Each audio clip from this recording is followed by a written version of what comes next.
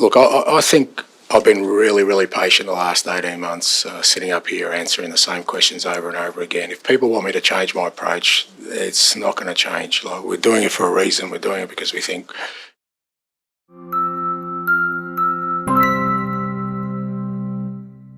네, 볼리TV 서영입니다. 토트넘이 리버풀과의 홈 경기에서 참패를 했습니다. 스코어 이상의 경기 내용적으로 봤을 때 완전히 밀린 경기였고, 왜 리버풀이 1위였는지, 왜 토트넘은 11위인지를 보여주는 경기였습니다. 자, 아쉬웠던 것은 손흥민 선수의 좀 활약이었죠. 손흥민 선수가 최근까지 리버풀전 5경기 출전 경기에서 연속골을 넣고 있었습니다. 5경기 5골 1도움. 물론 그 와중에도 손흥민 선수의 활약에도 불구하고 토트넘은 5경기에서 1승밖에 못 거뒀던 것이 리버풀전의 역대 최근 성적이었는데요. 그만큼 리버풀에게는 좀 약세이긴 했습니다만, 그래도 이렇게까지 한마디로 발린 경기는 흔치 않았었기 때문에 토트넘, 손흥민 선수도 그렇고 포스테코글루 감독도 그렇고 경기 후 인터뷰에서 상당히 좀 멘붕이 온 모습을 보여줬습니다. 토트넘은 최근 홈 3경기에서 무려 13골을 실점하는, 3경기 연속 3골 이상 실점하는, 첼시전 4실점, 맨유전 3실점, 그리고 이번에 6실점 했으니까요. 정말 수비가 무너진 모습을 좀 보여주고 있는데요. 손흥민 선수 경기 후 인터뷰에서 매우 실망스러운 결과다. 6골이나 실점을 하더니 정말 고통스럽다. 그러니까 페인풀이라는 표현을 썼고요.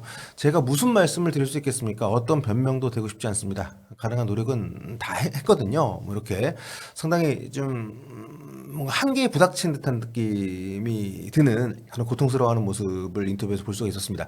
리버풀은 의심의 여지가 없는 리그 최강 팀입니다. 규율이 잘 잡힌 팀이고 또 최고 선수들의 기량을 볼 수 있었던 상대였다. 리버풀이 왜 최고인지를 보여줬다. 리버풀 앞에서 실수를 하면 곧바로 퍼니시드, 벌을 받는다. 어려운 시기일수록 하나로 뭉쳐야 된다. Today is painful. painful이라는 표현을 포스테코글루 감독도 그렇고 여러 번 썼는데, 함께 헤쳐나가서 더 강해져야 한다. 지금은 상당히 절망적이지만 그래도 다시 더 강해져서 돌아올 거다, 이런 얘기를 했고요. 자, 뭐 제가 후토크 때도 말씀드렸습니다만 손흥민 선수와 살라 선수, 두 선수 모두 프리미어리그를 대표하는 선수들이고 2022년에 득점왕을 함께 공동 수상했던 선수들인데, 오늘은 두 선수의 지금 현재 상황을 아주 극명하게 보여주는, 대비되는 그런 경기가 아니었나 싶습니다. 리버풀은 전체적으로 팀이 잘 돌아가는 와중에 살라도 상대적으로 좀 보호받으면서 수비 가담 조금 덜하고 뛰는 양도 좀 조절이 되면서 공격에 집중할 수 있는 환경이 됐었고, 손흥민 선수는 뭐 동료들로부터 패스도 거의 받지 못했고요. 전체적으로 많이 수비적인 부담도 많이 좀 가져가면서 아주 어려운 경기를 했는데, 참 안타깝습니다. 아무튼 살라 선수는 이번 경기에서 굉장히 또 인상적인 기록을 세웠습니다. 2골 2도움, 공격권 4개나 추가를 했어요. 그러면서 올 시즌에 15골 11도움 기록을 하면서 골 도움 모두 두 자릿수 기록하는, 현재에서 더블, 우리는 뭐 10클럽이라고 많이 얘기하는 요 기록을 크리스마스 이전에 달성한 역대 첫 프리미어리그가 됐습니다. 정말 대단한 시즌 보내고 있습니다. 자, 살라의 활약, 그리고 다른 선수들 모두 포지션별로 토트넘 상대로 뭐 압도를 하면서 리버풀이 크리스마스를 리그 1위로 지금 맞이하게 됐습니다. 다른 팀들보다 한 경기를 좀 덜 했거든요. 머지사이드 더비가 강풍 때문에 좀 연기가 된 상태이기 때문에, 그럼에도 불구하고 한 경기를 더한 첼시보다 승점이 4점 앞선 1위입니다. 참고로 리버풀이 크리스마스를 1위로 맞이하는 게 통산 이번이 이제 21번째라 그래요. 역대 최다 기록입니다. 리버풀은 앞서 있었던 20차례의 크리스마스 1위 시즌 가운데 최종 우승까지 차지한 것은 11번이라 그래요. 거의 한 절반 정도밖에 안 되는 거죠. 비율이 아주 높다고 할 수는 없는데, 다만 이제 프리미어리그 도입 이후로, 그러니까 1992년 이후로 한정을 하면 역대 프리미어리그 이제 크리스마스 1위 팀이 최종 우승을 한 케이스가 생각보다 많지 않습니다. 리버풀 같은 경우에는 이제 프리미어리그 시대에는 크리스마스 1위를 6번을 했는데 그 중에 최종 1위를 한 게 한 번밖에 안 됩니다. 굉장히 좀 확률이 낮죠. 그만큼 경쟁이 치열한 시즌이었다고 보시면 될 것 같고, 반면에 맨유가 프리미어리그 시대에는 이제 크리스마스 1위를 가장 많이 한 7번을 했는데요. 그 중에 5번, 무려 70%가 넘는 성공 확률로 1위를 지켰습니다. 그리고 첼시는 5번 우승했는데 모두 이게 이제 크리스마스 1위 했던 시즌. 크리스마스 1위 하면 첼시는 무조건 우승을 했다. 맨시티 같은 경우도 3번인데 3번. 100%의 확률을 보여주고 있는 두 팀이고요.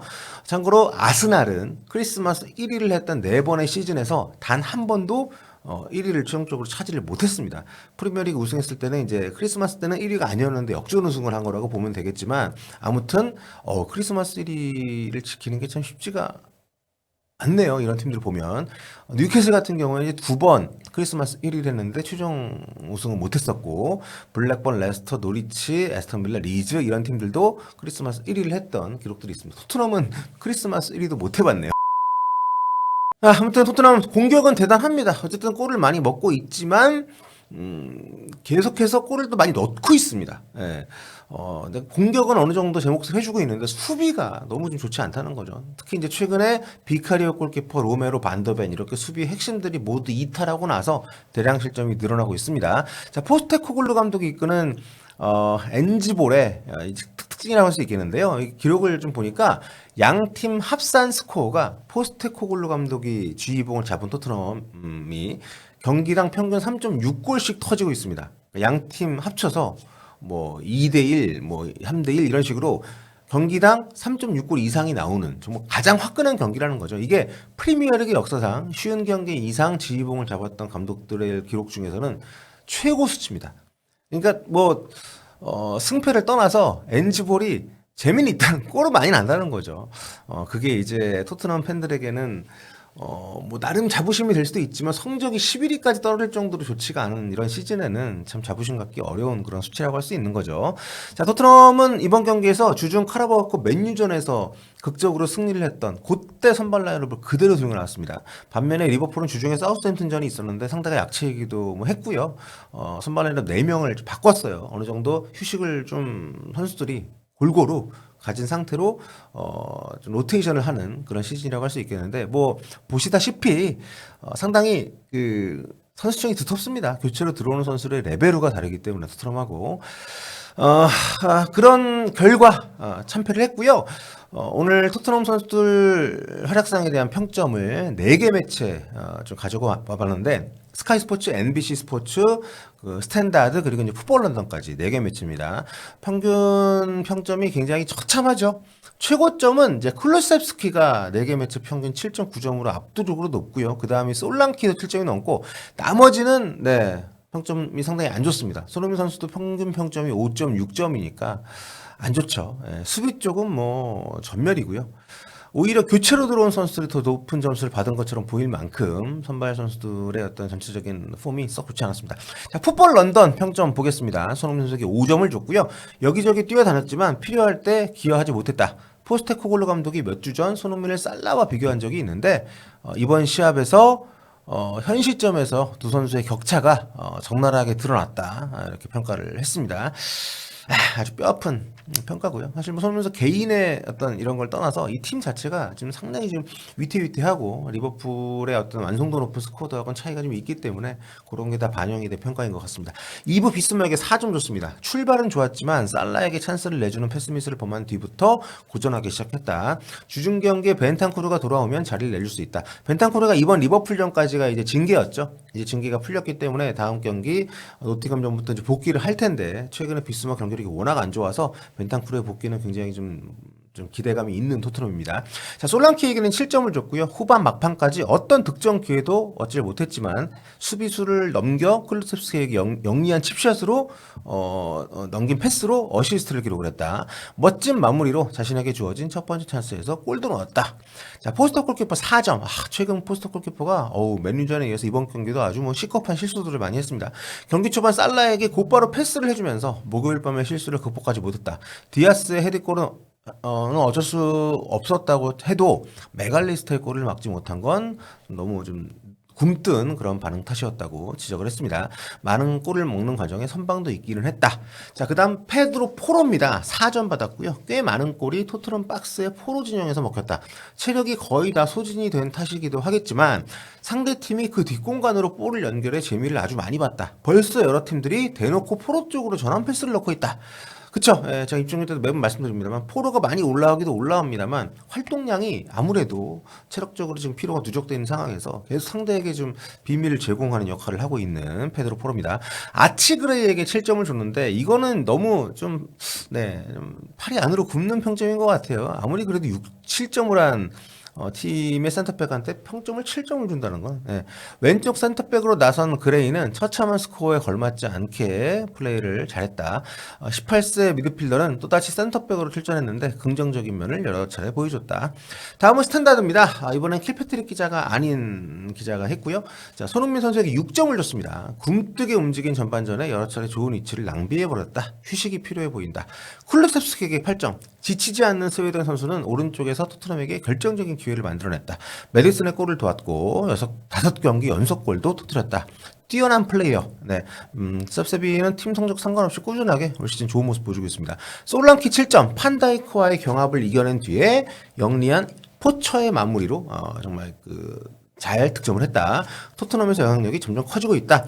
그리고 이브 비스마, 그러니까 지금 이 스탠다드의 이번 평점은 좀 이해가 안 가는 구석이 많아요. 솔랑키 7점까지는 그렇다 쳐도 비스마 7점을 줬습니다.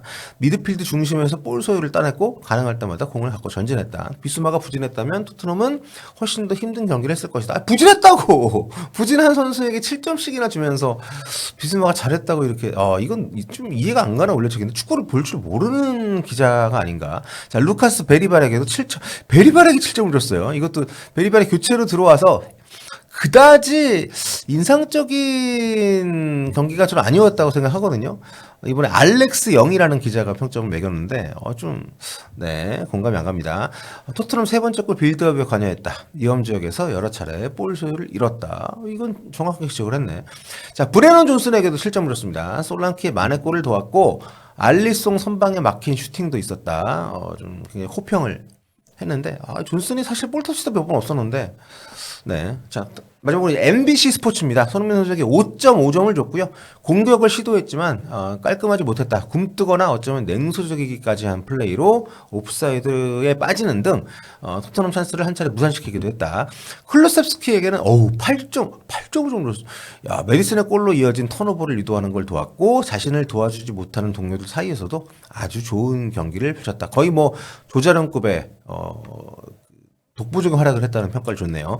메디슨에게 7점을 줬습니다. 메디슨이 가장 먼저 교체가 됐는데 MBC에서는 재치 넘치는 메디슨에 대한 진실을 말하라면 빅게임에 강하다는 것이다. 엄청난 골이었다. 이렇게 메디슨이 이날 좀 일찍 빠진 것이 이제 부진해서 빠졌다고 하기에는 다른 선수들이 좀 좋지 않았기 때문에 좀 억울한 면이 있긴 하겠습니다만 아무튼 7점, 골을 넣었으니까. 자, 이브 비스마에게 5.5점. 전반전에 부진했던 포백라인 앞에서 자신이 할 수 있는 걸 했다. 전반에 잘했다는 얘기죠. 절망적인 후반전에는 수비수들과 똑같아졌다. 마지막으로 라두 드라구신. 드라구신 참. 그동안 좀 그래도 괜찮았다고 말씀을 드렸었는데 이번 경기에서는 너무 쉬운 슈팅을 많이 허용을 했어요. 수차례 잘못된 선택을 내리는 바람에 수비 중심에서 좋은 역할을 할 수 있는 기회를 스스로 망쳐버렸다. 혹평을 받았습니다. 토트넘 홈에서 무려 6실점, 슈팅을 24번을 허용을 했고요. 유효 슈팅을 12개를 내줬습니다. 이거는 어떤 변명의 여지가 없는 졸전이었고 리버풀이 아무리 좋은 팀이라 하더라도 그렇다면 그 팀을 상대로 좀 상대 약점을 좀 무력화시키는 혹은 자신들의 강점이 좀 발휘될 수 있는 축구를 해야 되는데 이도저도 아닌 정말 이 철학만 있고 현실을 모르는 그런 어떤 이상에 빠져있는 포스테코글루 감독의 그런 축구가 정말 제대로 호되게 당했기 때문에 근데 아까 인터뷰 제가 앞에 보여드렸습니다만 바꾸지 않을 거라고 하잖아요. 토트넘 매경기 참 도박 같은 축구를 하고 있습니다. 다음 경기 노팅엄전인데 노팅엄 오시즌 수비가 상당히 좋은 팀이라서 어떻게 될지 좀 지켜보도록 하겠고요. 그 경기도 중계 같이 봐주시면 감사하겠습니다.